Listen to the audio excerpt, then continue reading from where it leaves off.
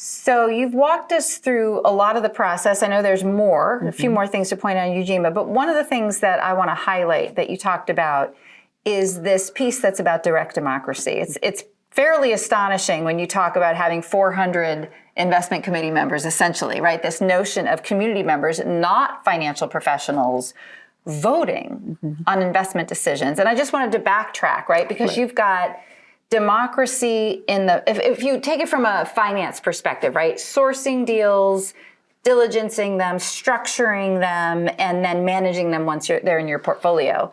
You've got democracy in sourcing. You talked about the assemblies, like community members stepping forward and saying like, oh, you should look at this business, or we need to bring something in.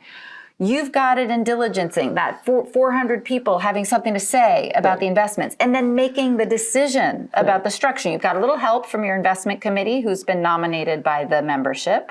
But really the members are saying, yes, we want to make a loan to this company or not. Right. And then it's in your portfolio. Does the democracy extend there? Right. Absolutely. One of the things I didn't have a chance to talk about this, but maybe we'll send it out, our ecosystem model. But one of the things we have there is what we call our consumer organizing strategy. And so it's, I want to say, also really important that Ujima is structured as a membership organization because it's this membership body that has told us, as you said, who to invest in, who they love, who they would like us to support, who also has a stake, we think, would also have a stake in the success of the business. And so would not only be kind of making the mandate or dictating the imperative, but also be doing their part to ensure the success of the business. And so that shows up in terms of, we ask early in Ujima, would you go out of your way to shop at a Ujima business? So the answer is yes. We have member teams that help to co-create Ujima with us. So one of the member teams that we have is an anchor institution outreach member team. So we have some members that work to connect businesses with different anchor institutions. We have a faith network, again, that our members work to connect to think about procurement, to think about anchor institution strategy. Meaning like getting a church, for example, to purchase from the businesses in your alliance. Yep, a church, a university, a hospital, and we call them anchor. Well, we call universities and hospitals, for example, anchor institutions, because of their huge footprint and the idea that maybe they're not going anywhere anytime soon. They're going to be around. They have a huge footprint. They're influential, and so.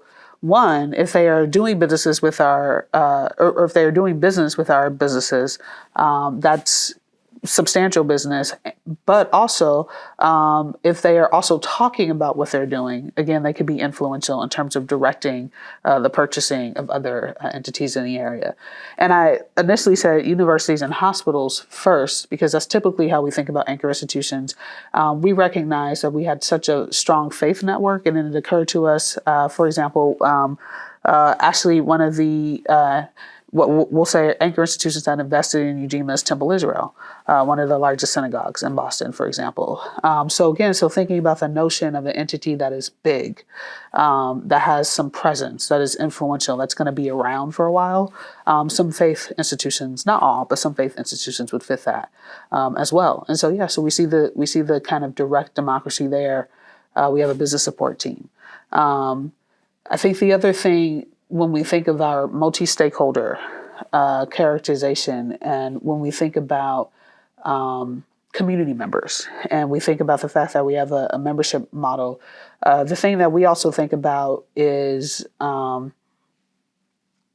multiple identities that everyone holds. When we're thinking about, kind of finance, power, decision-making, one thing that I think often gets missed is when you have a sense of a singular identity for a person or community, you're actually missing out on a whole bunch of expertise. We actually have a bunch of different types of, for example, professionals in our communities, alongside a whole bunch of different types of lived experiences, along a whole bunch of just different type of subject matter experts. And so when we are not fully acknowledging that, we're missing out on all of that. So that's where I also see the kind of direct democracy coming into play when it comes to support, because we can conceive of ourselves as having this incredibly diverse, complex network of knowledge that we can pull from. I'm so glad you brought up the word complex, because that's what came to mind. And we've done a lot of talking and teaching about complex adaptive systems. Mm-hmm. But it is a profoundly complex challenge to get a membership, a voting body, to who come from such different backgrounds and lived experiences to understand sufficiently the decisions you're asking them to make. And I want to highlight this because a lot of people would look at this and be like, there's no way community members can vote on investment decisions, which you of course disagree with.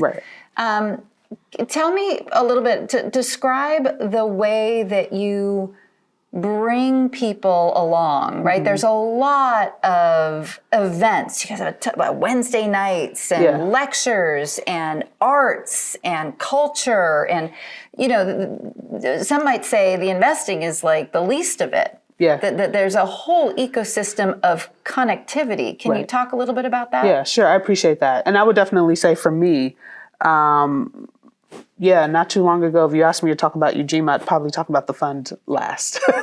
So definitely the voting is very exciting for me. So there are a couple of things in terms of all of the events you described. So when I think about our ecosystem map, a big feature is our arts and cultural organizing. And that's been an important part of Ujima from the very beginning. And that's for a few reasons. So one is in thinking about how people understand information, how people embrace new ideas, how people come to know. So in thinking about that, that's a whole bunch of different ways. And I mentioned earlier that prior I was the executive director of the Boston branch of the NAACP. So one way of bringing people together and transmitting information that was very familiar, that's familiar to a whole bunch of people, is the community meeting. It got to a point where I would kind of joke around with my friends about, sitcom gold that someone could have when kind of thinking about how a community meeting typically plays out, which is it's very problem oriented. A lot of times you see the same people over and over again. It's hard. I had been at several where the meeting would end with people kind of feeling like, did we solve anything? Did we figure anything out? Because we already knew what the problem was coming in the room.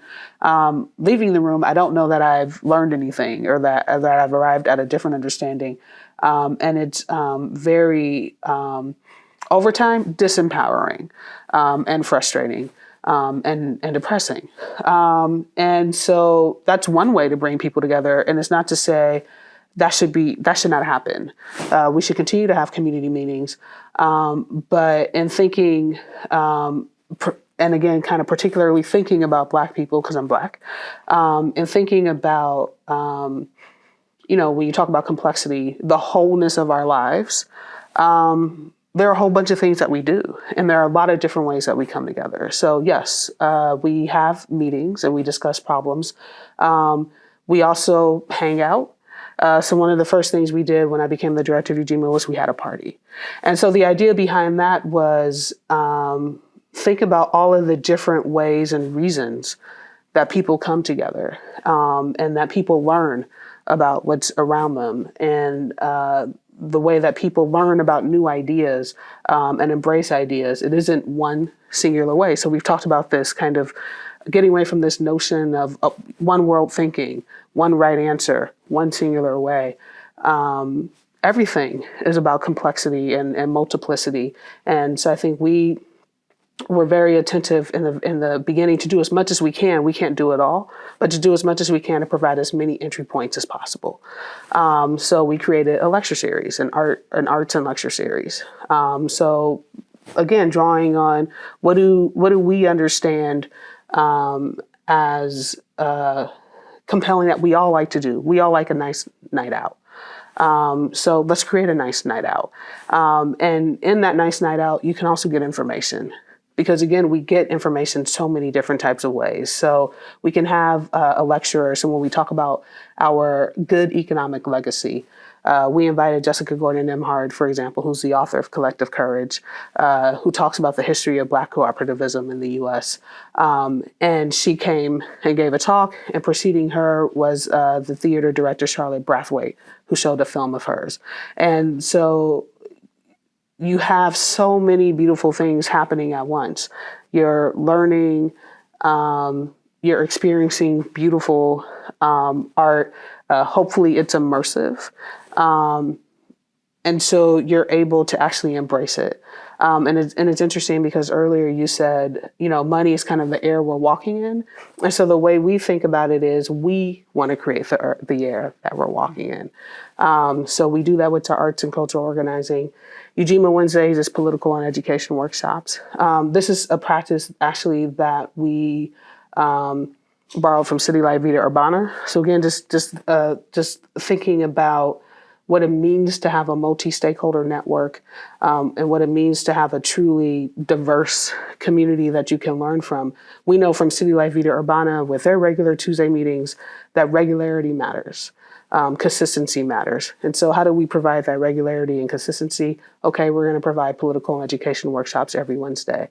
And understanding not everything is for everyone, but hopefully everyone finds something that allows them to enter and that allows them to then understand how they can contribute. I think it's really important to highlight, right? Ujima is a community organizing strategy, and it is a community that happens to have an investment fund. Right. Right.